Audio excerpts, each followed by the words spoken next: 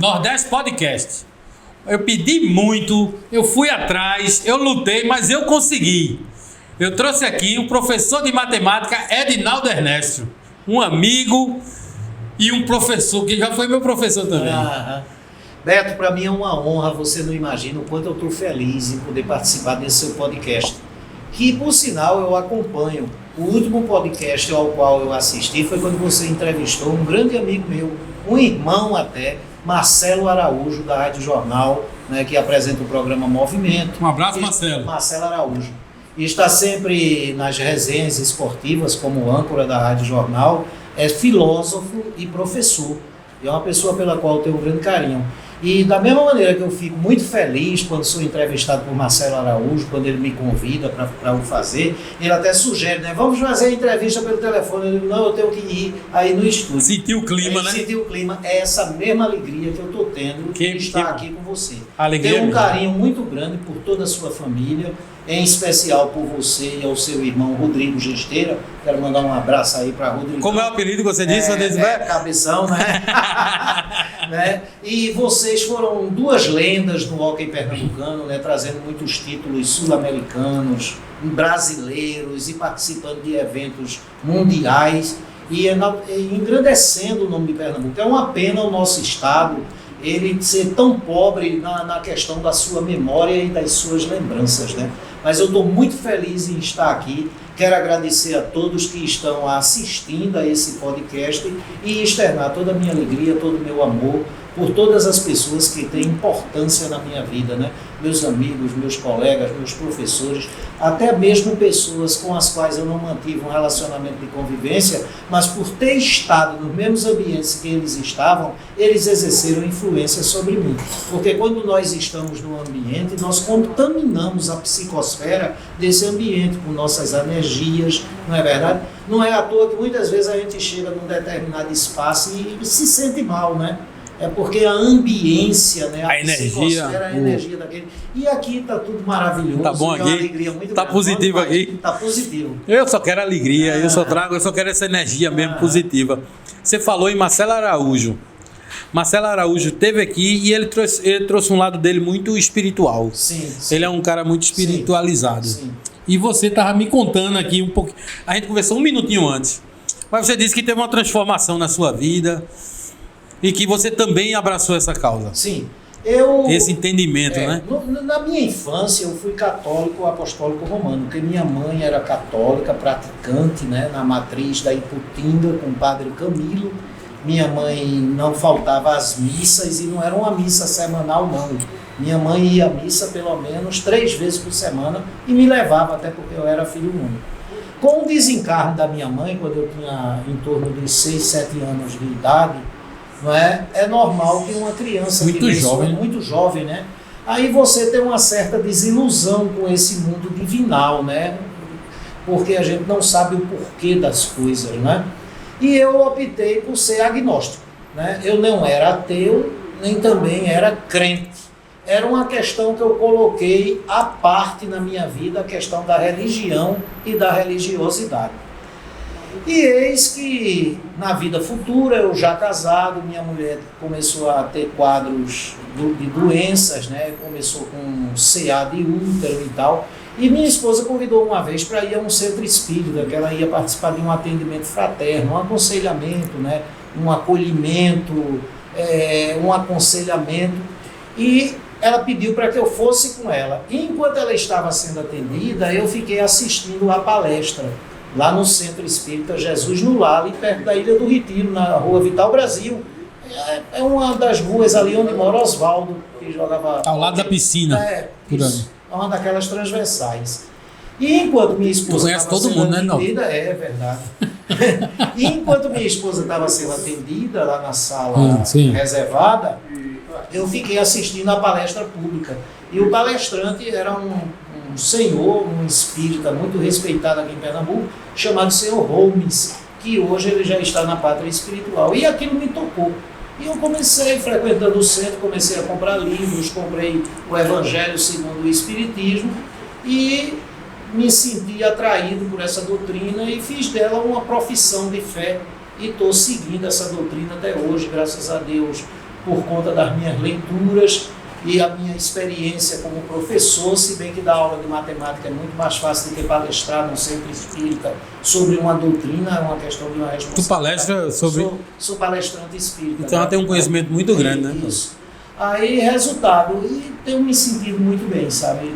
Tem me consolado, porque o espiritismo é, acima de tudo, uma doutrina consoladora, porque existe uma citação do Cristo que é: conheces a verdade e a verdade te libertará.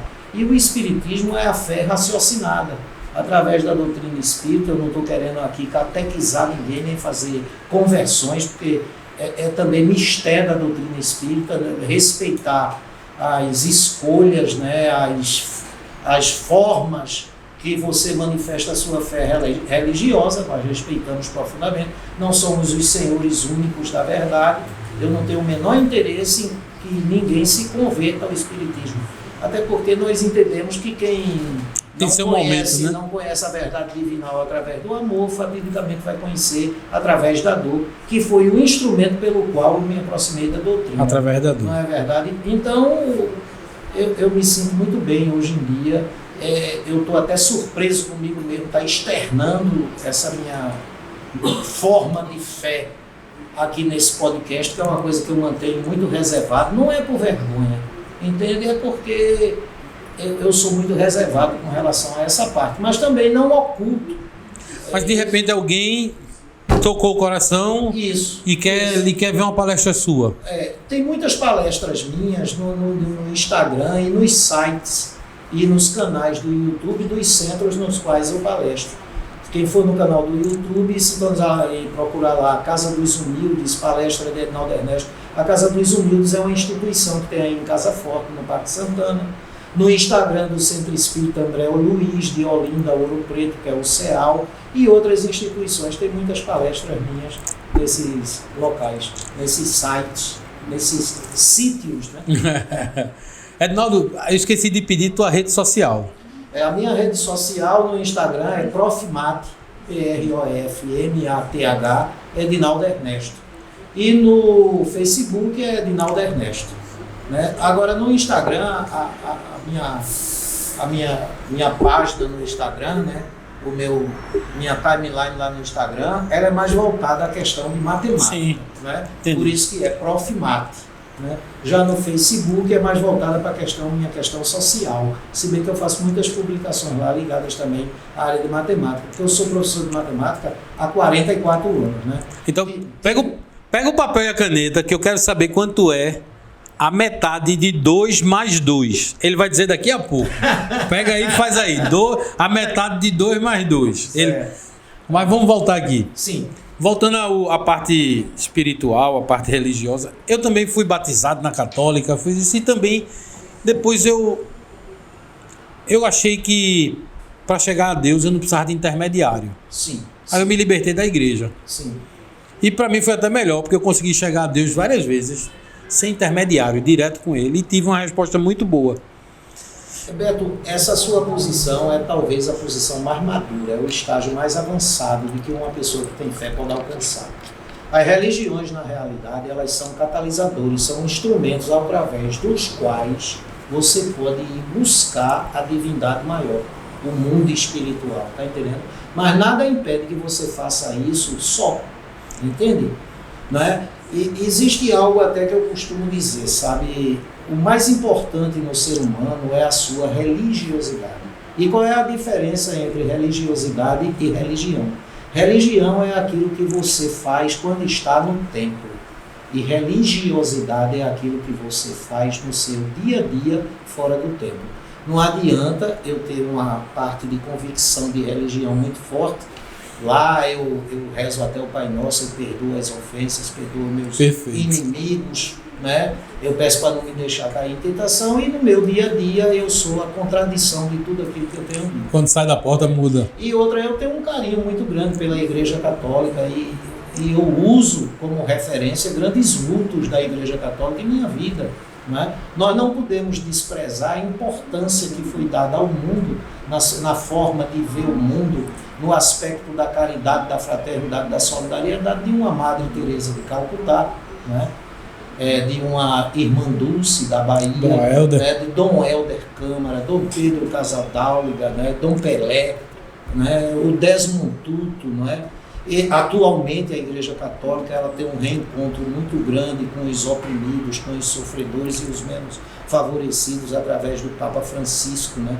Que João Paulo foi um... João Paulo II, se bem que eu acho ainda Francisco mergulha mais nessa questão dos menos favorecidos, se bem que João Paulo II, né? Ele já fez essa transição, né? Já guiando a igreja para o seu verdadeiro caminho. E nós pernambucanos, em especial recifenses e olindenses, temos a grande felicidade de termos como arcebispo de Olinda e Recife um homem da grandiosidade, da estatura moral e da forma com a qual ele vê o mundo, que é Dom Fernando Saborido. Né?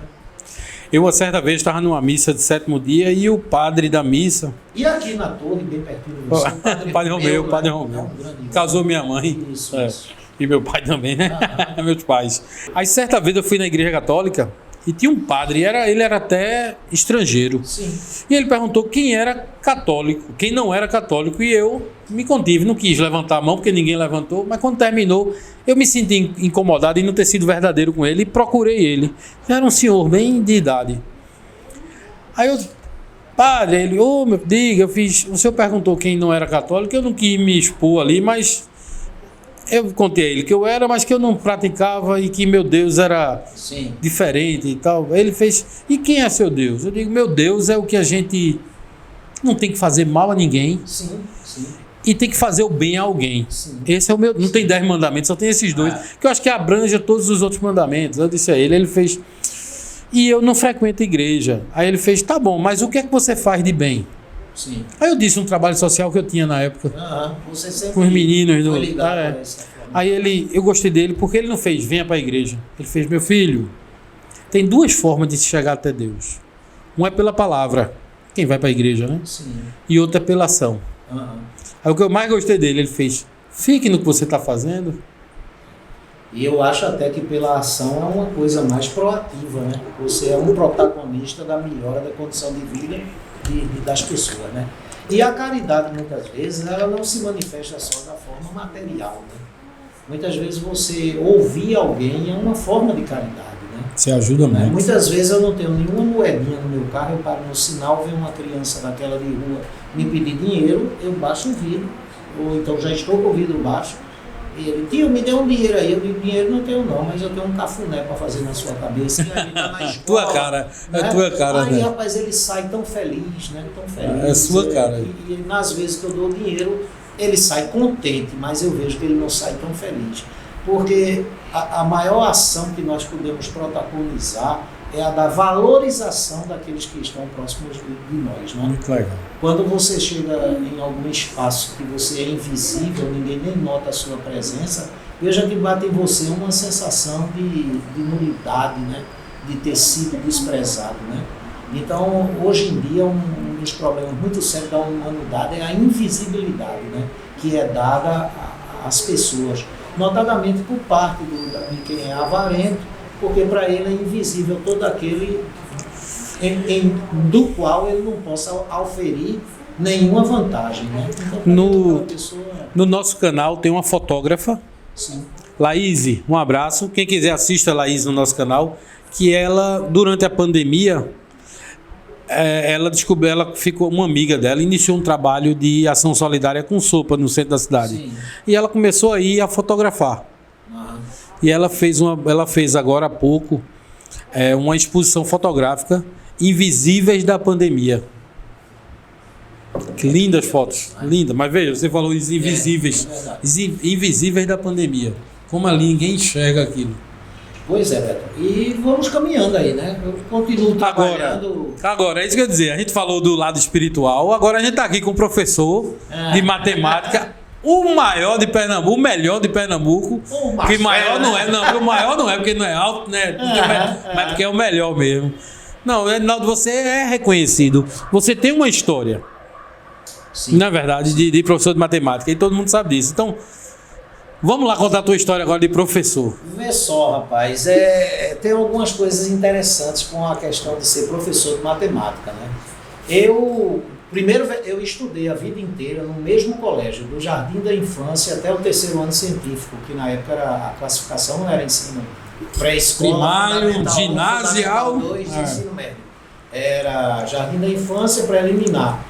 Era primário, ginásio e científico. Então toda a minha escolaridade não superior foi o que eu vi. Foi na mesma escola, o Colégio Pio XII, na Avenida Caxangada, e doutor Lucino Ávila, meu segundo pai. Já no final da Caxangada, do outro lado. Isso. Então eu fiz meu primeiro vestibular para a área de engenharia, né? Engenharia civil, e passei, né? Com uma média muito boa, né? Aí fui buscar no colégio a minha ficha 19 e o meu certificado de conclusão. Aí quando eu chego lá no Pio XII, a secretária, o nome dela era Sevi, foi esposa de Clênio, ela até desencarnou num acidente trágico que houve na Serra das Russas, que um caminhão carregado de pedra desceu desgovernado e provocou a morte de dezenas de pessoas. Eu lembro. Né? Isso provocou até aquela questão da duplicação, né? Foi um catalisador para aquela duplicação, não foi a causa determinística nem única, mas foi um dos fatores que alertou, né, os gestores do estado de Pernambuco a necessidade de duplicar 2, 3 linhas. Aí quando eu cheguei, Sevi era a secretária do Colégio Pio XII, aí eu cheguei com a cabeça raspada, aí Sevi olhou para mim assim, se assustou, né? Disse, o que é que tu viesse fazer aqui, rapaz?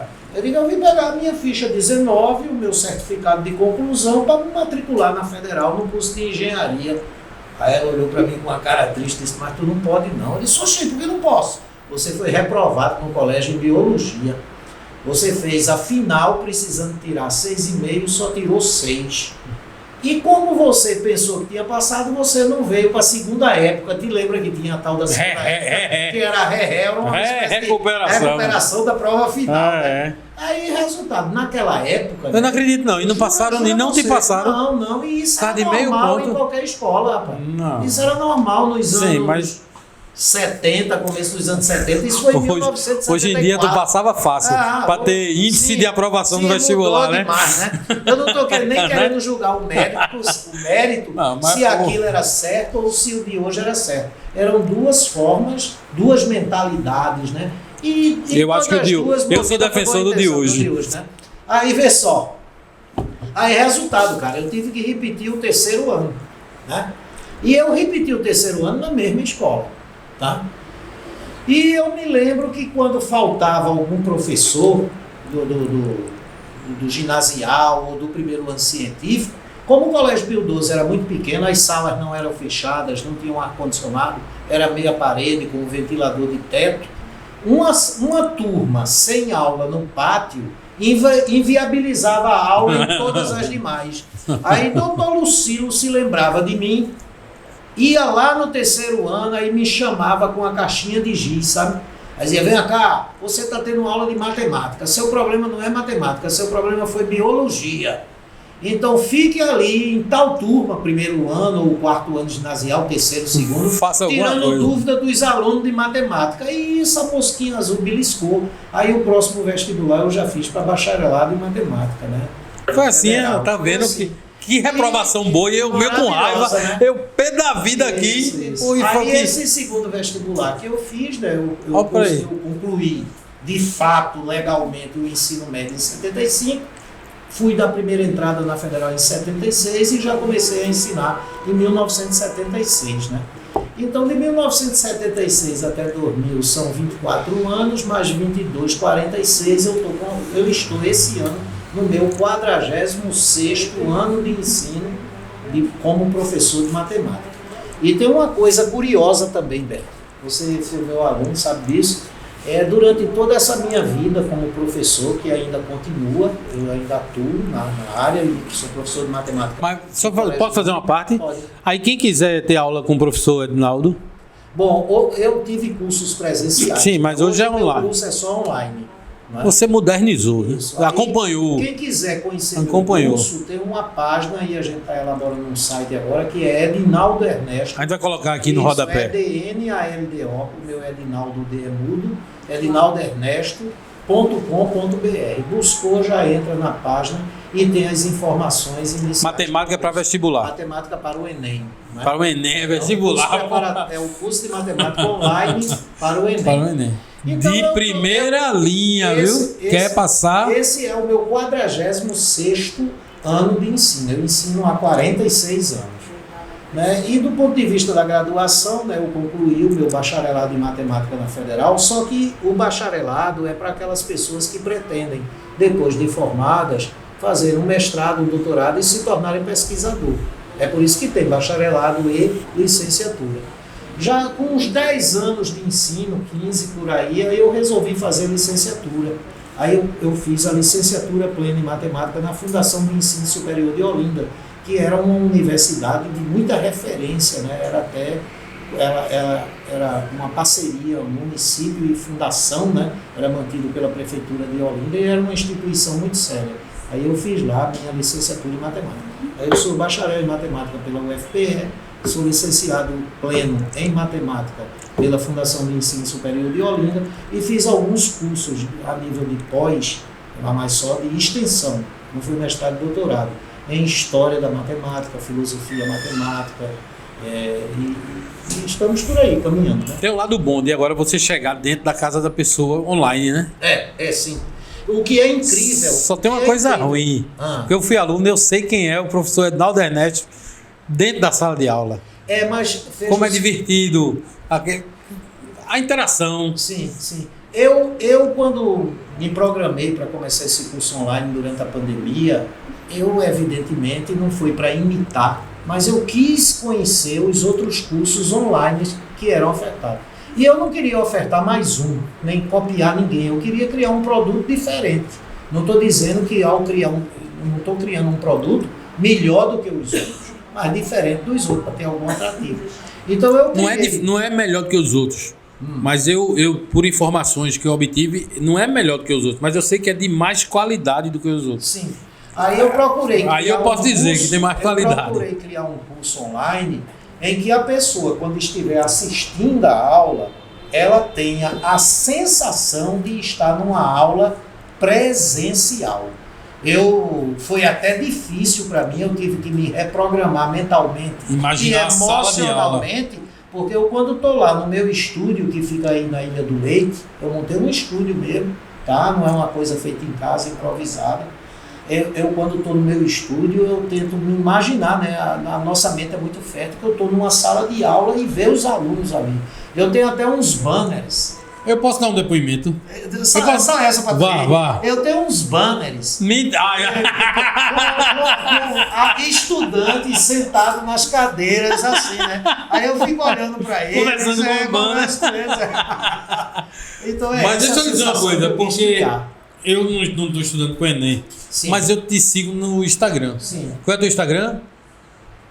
Prof. Mate Edinaldo Ernesto. Eu te sigo, eu não sei ele decorado, mas porque depois a gente clica. M-A-T-H. Pronto, depois que a gente clica e segue, a gente não fica mais, né? Só vê a cara. E de vez em quando você dá umas dicas. Sim. E eu assisto aquilo. E eu gosto de matemática. Aí eu pensava, agora que eu tô sabendo que você ali tava numa sala de aula. Você faz de uma forma que você... pessoal, não sei, eu digo... Isso. Tem um aluno ali, né? Me enganou. Me enganou. Aí, às vezes, até, né? Eu tenho uma câmera que me filma, né? Eu procurei fazer uma coisa o mais perto do profissional possível, né? Tem uma câmera que me filma e ele, às vezes, fica assim, chocado, né? Porque ele sabe que eu sou espírita e ele pensa que eu tenho o dom da vidência, né? Aí ele pensa que eu estou vendo espíritos ali. Ele, professor, o senhor estava falando com quem? É interessante. Porque tu responde umas indagações como se alguém tivesse feito uma colocação. É aquele da banda, do banner. E você aqui, se você aqui está pensando... Não, você está pensando assim? Não. Isso né? Parece que está batendo papo. Para a gente chegar ao fim da primeira parte, tem a segunda. Sim. Quanto é a metade de 2 mais 2? É muito fácil. Depende muito da posição da vírgula, mas na entonação que você deu aí da voz a metade de 2, vírgula, mais 2. A metade de 2 é 1, mais 2, 3. Quem disse 2, errou. Errou. Perdeu o ponto de matemática. Esse é o professor Edinaldo Ernesto. E na volta eu quero saber uma história aí de cachimbo. Uma história que... Eu pensei que hoje ele ia estar com um cachimbão aqui quando eu convidei. Na segunda parte a gente vem mais com mais uma aula de matemática, com mais ideias que o professor Edinaldo Ernesto vai ter aí, uma futura parcerias. Então segue ele nas redes sociais que você vai ficar sabendo de tudo. Por enquanto, aqui do lado a segunda parte do professor Edinaldo Ernesto. É Nordeste Podcast, é Nordeste Podcast, é Nordeste Podcast, é Nordeste Podcast, é Nordeste Podcast, é Nordeste podcast.